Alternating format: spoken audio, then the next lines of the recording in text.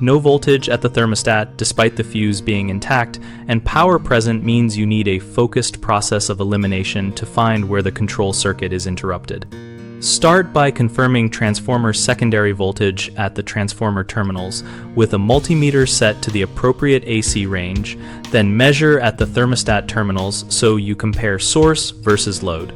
If voltage is present at the transformer but not at the thermostat, trace the low voltage wiring for visible breaks, kinks, or terminal corrosion and pull any wall plates to inspect connections. A loose wire at a junction or a damaged cable sheath often causes intermittent contact that drops voltage under load.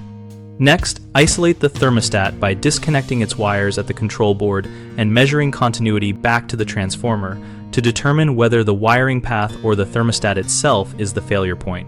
If continuity is good and voltage disappears at the control board, remove power and visually inspect the printed circuit board for burnt traces, swollen components, or melted solder joints. If you see damage, document it and plan a board replacement. When the transformer output is questionable, swap it temporarily with a known good matching secondary voltage transformer to verify whether the original transformer has internal open or short faults. Always follow safe lockout tagout procedures.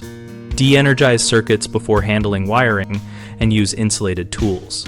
When in doubt, consult a licensed technician for control board replacement or complex wiring repairs. Common mistakes include assuming the fuse being okay means the control circuit is fine, which ignores downstream open connections. Verify voltage at multiple points to isolate the break.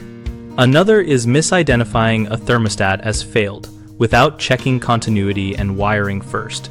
Remove the thermostat and test resistance, or install a simple test jumper to see if the system responds.